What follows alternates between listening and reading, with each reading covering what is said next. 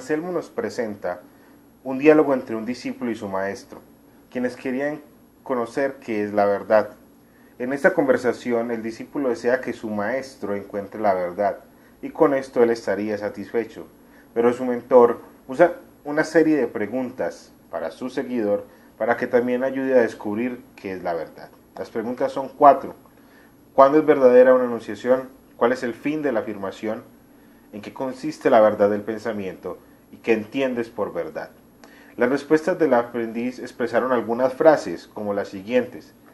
Abro comillas, es cuando existe realmente lo que enuncia, sea afirmativo o negativo.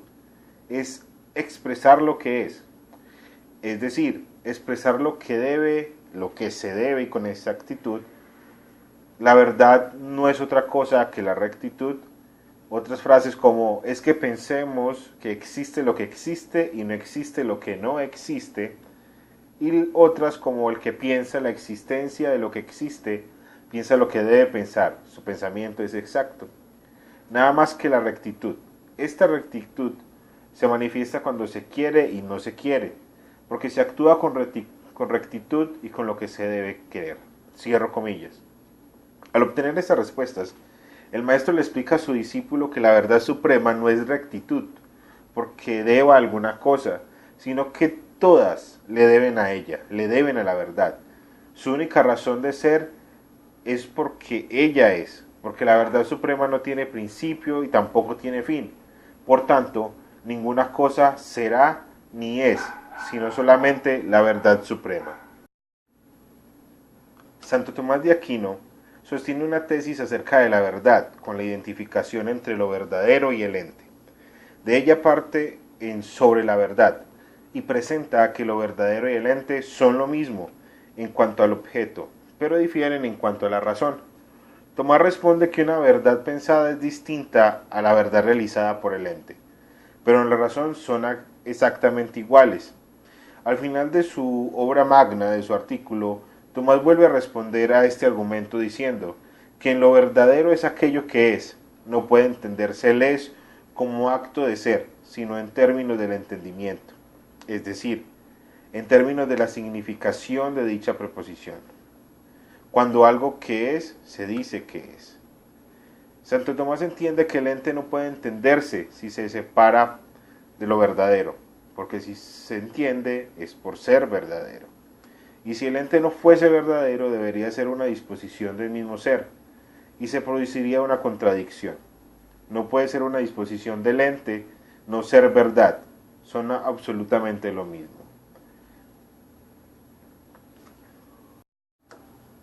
Con San Agustín, podemos decir que la búsqueda de la verdad define la vida de San Agustín.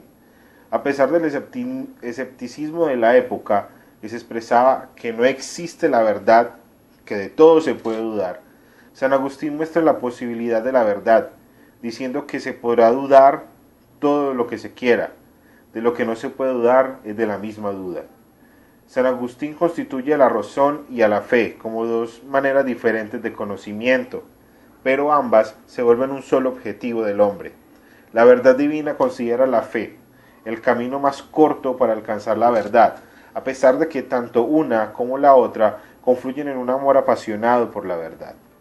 Este camino para llegar a la verdad se inicia en la autoconciencia, en el autopensamiento. Es en el interior del hombre donde se encuentra la verdad. Para Santo Tomás, la máxima realidad, la máxima verdad es Dios.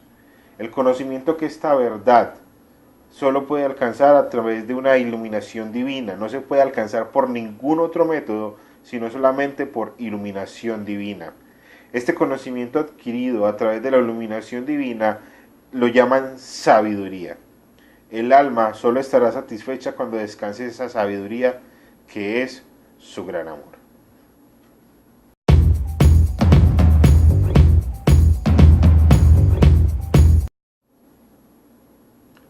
San Anselmo consagró gran parte de su vida a encontrar una evidencia irrebatible de la existencia de Dios.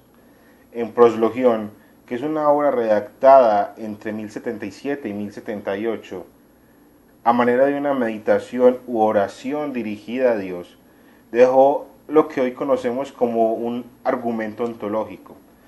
Dice aproximadamente así, abro comillas: si nos ponemos a pensar en la cosa más grandiosa, tal que nada más grandiosa, perfecta, pudiera pensarse que nos viene a la cabeza la idea de Dios. Parece evidente que Dios es lo máximo pensable.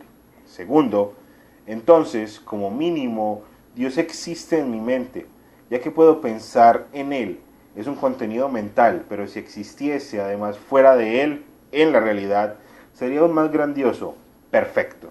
Si tenemos dos objetos, uno que existe y otro que no, parece lógico afirmar que el que existe es más perfecto que el que no existe.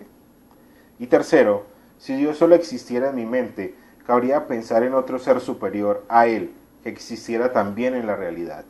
Pero como Dios es lo máximamente pensable, lo más perfecto que cabe concebir, ha de existir también en la realidad, ya que si no sería la máxima pensable, ergo, Dios necesariamente ha de existir. Cierro comillas. Con esto podemos observar desde un punto más filosofal que San Anselmo confunde lo real con lo mental. La necesidad lógica de demostrar algo solamente compromete la precisión de la conclusión.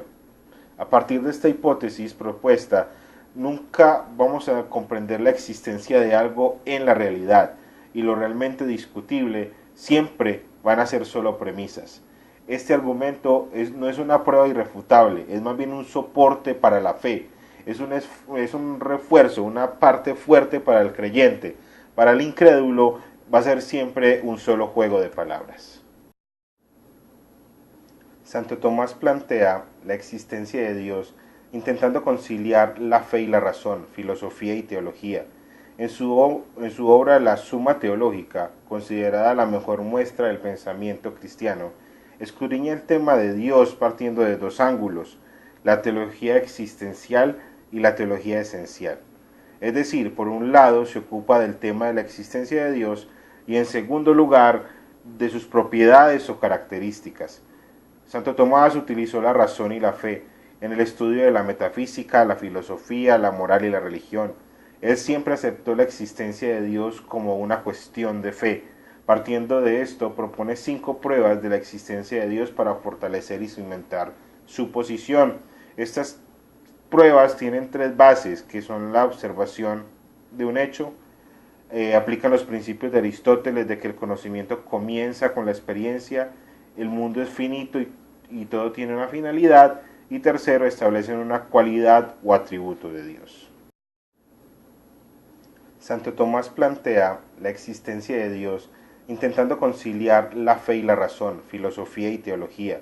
En su obra La Suma Teológica, considerada la mejor muestra del pensamiento cristiano, escudriña el tema de Dios partiendo de dos ángulos: la teología existencial y la teología esencial. Es decir, por un lado se ocupa del tema de la existencia de Dios y en segundo lugar de sus propiedades o características. Santo Tomás utilizó la razón y la fe en el estudio de la metafísica, la filosofía, la moral y la religión. Él siempre aceptó la existencia de Dios como una cuestión de fe. Partiendo de esto, propone 5 pruebas de la existencia de Dios para fortalecer y cimentar su posición. Estas pruebas tienen 3 bases, que son la observación de un hecho, aplican los principios de Aristóteles de que el conocimiento comienza con la experiencia, el mundo es finito y todo tiene una finalidad, y tercero, establecen una cualidad o atributo de Dios. Cuando San Agustín elabora su síntesis filosófica, parte ya de una previa adaptación de la filosofía al cristianismo, realizada por los pensadores de siglos anteriores. Su filosofía es predominantemente una teología, siendo Dios no solo la verdad a la que aspira el conocimiento, sino el fin al que tiene la vida del hombre, que encuentra su razón de ser en la visión beatífica de Dios, que alcanzarán los bienaventurados. Esto tiene un marcado dualismo, cuerpo y alma, que hace del conocimiento una dualidad entre razón y fe. El problema de la razón y la fe ha sido un tema considerado oscuro para muchas personas que intentaron aproximarse a esta disciplina. Con la llegada del cristianismo se generó un enfrentamiento que involucró los diferentes niveles filosóficos entre esta doctrina y la filosofía griega. A causa de esto se generó un replanteamiento del modo de pensar y de abordar los pensamientos y problemas que en el momento había tratado la filosofía helénica. El desacuerdo más característico y raíz de oposición se presentó con la relación de los temas del tiempo, la verdad, la concepción de Dios, la concepción del hombre, la fe y la razón.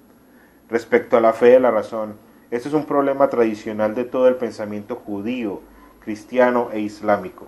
En general, la solución de este problema pasará por la subordinación de la razón a la fe.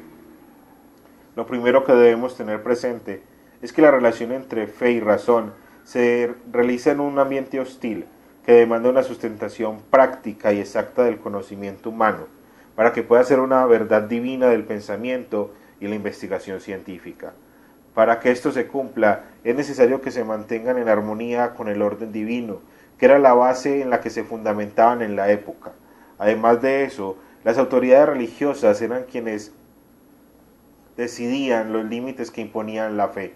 Asimismo, impedían una investigación libre, pues ellos protegían el orden divino, ya que la razón nunca iba a estar por encima de la sabiduría divina. El conflicto entre la fe y la razón era que no podían coincidir. Esto significa que lo que realmente importaba es Dios y no el hombre con su razón. En esta parte se presentan líneas muy radicales: oposición, fe, razón y conciliación, fe y razón. Estas líneas abarcan posturas como la conciliación, autonomía, independencia, autonomía dependiente. Por otra parte, se genera un enfrentamiento entre los seguidores de la fe y la razón, entre los creyentes y los no creyentes. Otra posición de aquellos que resguardaban la compatibilidad de la fe y la razón, pues su origen es divino para los dos. Es que no solo son compatibles, también son complementarias. El propósito de racionalizar la fe, de compaginar su veracidad con las verdades de la razón, se transformó en el gran tema del pensamiento medieval.